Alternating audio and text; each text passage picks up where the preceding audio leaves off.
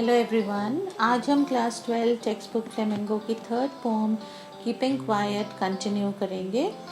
Part 1 में we studied keeping quiet में employed figures of speech meaning poetic devices. Part 2 में we studied lot of important details from the poem, about the poet, about the poem, theme जिसे central idea भी कहते हैं, message conveyed, rather messages conveyed क्योंकि multiple messages हैं इस poem में। Then next हमने देखा था second part में tone of the poem, genre, rhyme scheme, justification of title, silence as an antidote to war, futility of war. So guys, let's move on to the explanation of this poem now. Prior to that, it's a request to like this video, comment so I'm encouraged to work further on to help you with your board examination. Please share with all class 12 students and subscribe guys. Let's move on to the explanation of the poem. Opening lines में poet is advocating silence as he feels there is a need for a moment of introspection. Poet silence को advocate कर रहे हैं क्योंकि उन्हें लगता है हमें अपने आप को जांचने की ज़रूरत है, और ये तभी हो सकता है जब हम साइलेंट रह के, चुपचाप रह के, अपने आप में होके इस चीज़ को समझें कि क्यों वर्ल्ड में इतना ज़्यादा वायलेंस है। फर्स्ट 2 लाइंस में पोएटिक एक्टिविटी को इनिशिएट कर रहे हैं, एंड ध्यान देने वाली बात है कि first 2 lines and last 2 lines similar हैं, yet there is a contrasting difference between them. Okay, you have to pay attention to this particular thing that similar होते हुए भी first 2 lines and last 2 lines में contrasting difference है। I will bring this to your notice जब हम last 2 lines discuss करेंगे। इस activity में पोएट अपील कर रहे हैं कि हमें कुछ टाइम तक साइलेंट रहना है। कुछ टाइम के लिए इन्होंने काउंट टू 12 एक्सप्रेशन यूज़ किया है जो कि हम एक मेजर ऑफ टाइम की तरह देखते हैं। It can also be taken as 12 months in a year, count to 12। ठीक है, 12 हैंड्स होते हैं वॉल क्लॉक पर, वॉच में, वो भी एक मेजर ऑफ टाइम को ही रेफर करते हैं। In the phrase we will all keep still, इस फ्रेज में पोएट हर एक हार्मफुल ह्यूमन एक्टिविटी को ख़त्म करने की अपील करते हैं और एब्सोल्यूट स्टिलनेस ऑब्जर्व करने के लिए सबको एनकरेज करते हैं। एकदम चुपचाप होके, स्टिल होके, सारे एक्टिविटीज़ को स्टॉप करके और सारी बातों को ख़त्म करके हमें चुपचाप बैठना है, तभी हम अपने आप को जांच पाएंगे, इंट्रोस्पेक्ट कर पाएंगे। सेकेंड स्टैंजा में पोएट सजेस्ट करते हैं कि लैंग्वेज ऑफ साइलेंस के अलावा कोई और लैंग्वेज यूज़ ना की जाए, because when we talk, specially जैसे हमने इस वीडियो के पार्ट 1 में देखा था, लैंग्वेज स्टैंड्स फॉर कल्चर और रेस। तो रिलीजन और कास्ट के बेसिस पे डिफरेंसेस ऑफ ओपिनियन होता है, that can lead to arguments, and at a higher level ये आर्ग्यूमेंट्स और डिस्प्यूट्स वॉर्स में, वॉर और बैटल में चेंज हो जाते हैं। And of course remember children, war is futile, meaning war कभी भी कंस्ट्रक्टिव नहीं होता बल्कि डिस्ट्रक्टिव होता है। पोइट ये भी सजेस्ट करते हैं सेकेंड स्टैंजा में कि हम किसी तरह के वायलेंस में ना पड़ें और यूनाइटेड होकर रहें। वायलेंस आपको आर्म्स टर्म के थ्रू समझ आता है क्योंकि आर्म्स का मीनिंग वेपन भी होता है। गाइस, इस पोम से रिलेटेड सारे फिगर्स ऑफ स्पीच मैंने डिस्कस किए हैं इस वीडियो के फर्स्ट पार्ट में, एंड बाकी एक्सट्रीमली इंपॉर्टेंट डिटेल्स पार्ट 2 में मिलेंगे आपको।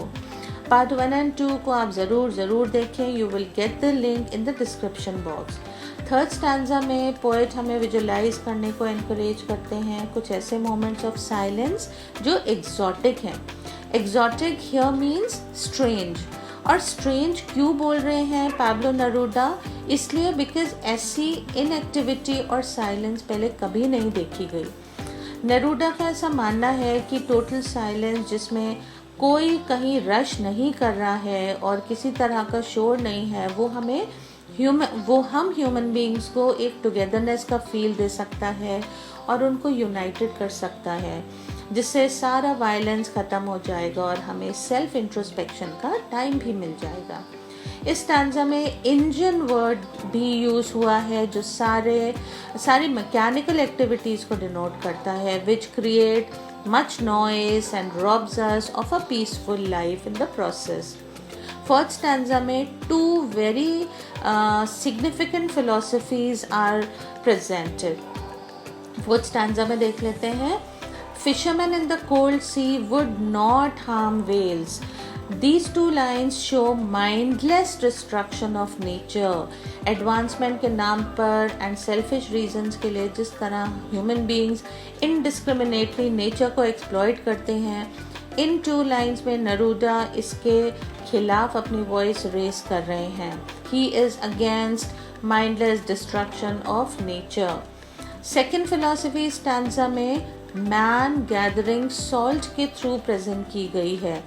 इसमें पोएट हर्ट हैंड्स को self torture and gathering salt को हार्मफुल एक्टिविटी की तरह देखते हैं. अपनी लाइफ और कंफर्टेबल बनाने के लिए man causes pain to himself. So it can be said that नरूदा is also against self inflicted injuries, जिसे हम सेल्फ टॉर्चर भी बोल सकते हैं. In the next stanza, Neruda is openly opposing war of every nature. यहाँ 3 तरह के wars की बात की गई है. Number 1, green wars. Green wars का मतलब है war against environment, और वो कैसे होता है? Due to environmental degradation. Second kind of war is wars with gas. यहाँ पे बात हो रही है biochemical warfare की, जहाँ पे poisonous gas भी use होती है. Third kind of war in this stanza is wars with fire. यहाँ पे बात हो रही है use of nuclear weapons that's created by man to bring mankind to an end. So ये तीनों तरह के wars आपको पता होने चाहिए, आपको ध्यान रखना है. इसी stanza में एक बहुत ही significant thought नरूदा express कर रहे हैं. If you come across this line, victory with no survivors, तो यहाँ पे इस लाइन का मतलब है if there is a war any further, no one will survive to celebrate their victory. आप समझ रहे हो कितनी इम्पोर्टेंट बात है, ये आयरनी भी है. मैं फिर से बताती हूँ कि जो फर्स्ट पार्ट मैंने इस पोम का बनाया है उसमें मैंने सारी फिगर्स ऑफ स्पीच डिस्कस की है. ये आयरॉनिकल है. क्यों? क्योंकि एक दिन ऐसा आएगा कि हाँ, कोई ना कोई वॉर में विक्टोरियस होगा, लेकिन कोई भी सेलिब्रेट करने के लिए जिंदा नहीं होगा. Nobody would be alive to celebrate the victory. तो कितनी आयरॉनिक बात है. फिर हम ये लड़ाई झगड़े में वॉर में पढ़ ही क्यों रहे हैं? तो यहाँ पोएट एक ऐसी आइडियल सिचुएशन की भी बात कर रहे हैं जिसमें हर कोई साइलेंट है, लाइफ के लिए एक फ्रेश अप्रोच हो और यूनाइटेड होकर with a feeling of brotherhood peacefully रहें. मीनिंग हर तरह की डिस्ट्रक्टिव एक्टिविटी से बचें. तो ये आपको कंक्लूडिंग लाइंस इस ये जो स्टैंजा है इसमें देखने को मिलेगी. ये मैसेज बहुत ही अच्छा मैसेज है जो ब्रदरहुड और यूनिटी का Pablo Neruda is trying to impart. Next stanza में पोएट क्लियर कर रहे हैं कि साइलेंस और इनएक्टिविटी से उनका मतलब पैसिविटी या डेथ बिल्कुल नहीं है. Because he advocates life as productive and he does not advocate death. उनका मानना है कि life is all about productivity. तो इसलिए वो क्लियर कर रहे हैं कि डेथ को मैं बिल्कुल भी एडवोकेट नहीं करता हूँ. ट्रक विद डेथ एक एक्सप्रेशन यहाँ पर आया है. Truck with death is actually an idiom, जिसे मुहावरा बोलते हैं. It's an idiom which means association with death. And here poet clearly says that he encourages people to live peacefully and does not promote death. आगे poet कहते हैं कि हमें उन सारे बैरियर्स को ब्रेक करना चाहिए जो हमें सिर्फ प्रोग्रेस एंड एडवांसमेंट पर फोकस करने को इनकरेज करते हैं. ये हम देखेंगे सिंगल माइंडेड जो टर्म यूज़ हुआ है उसके थ्रू वो मैसेज को कन्वे कर रहे हैं. पोएट साइलेंस को एक बार फिर प्रोपोगेट करके कहते हैं कि हमें सेल्फ एनालिसिस की ज़रूरत है जिससे कि हमारी रिलेशनशिप्स एक दूसरे से स्ट्रॉन्ग हो. Moreover, यहाँ sadness word का mention है, which points at the fact that man is an intelligent being. Man बहुत intelligent है, फिर भी वो अपने actions को नहीं समझता है, जिसकी वजह से He is the author of all disasters. ये भी एक की टर्म है इस पोम के लिए. अगर गाइस कोई सब्जेक्टिव क्वेश्चन आता है तो आप ज़रूर से इस की फ्रेज को या की सेंटेंस को अपने आंसर में यूज़ कर सकते हैं. That man is the author of all disasters. Hence, silence can help him understand this. अब हम बहुत ही इम्पोर्टेंट डिटेल पर आ जाते हैं. मेंशन ऑफ अर्थ, जिसमें बहुत सारे फिगर्स ऑफ स्पीच भी एम्प्लॉयड हैं. इन पोएटिक डिवाइसेस की आप एक्सप्लेनेशन आप इस वीडियो के पार्ट 1 में भी देख सकते हैं. यहाँ हम देखते हैं कि अर्थ को एक लिविंग सिंबल की तरह प्रेजेंट किया गया है, जो सिंप्लिसिटी ऑफ लाइफ भी सिखाता है, क्योंकि अर्थ बहुत साइलेंटली लाइफ को नर्चर करता है, जो एक लेसन है मैनकाइंड के लिए.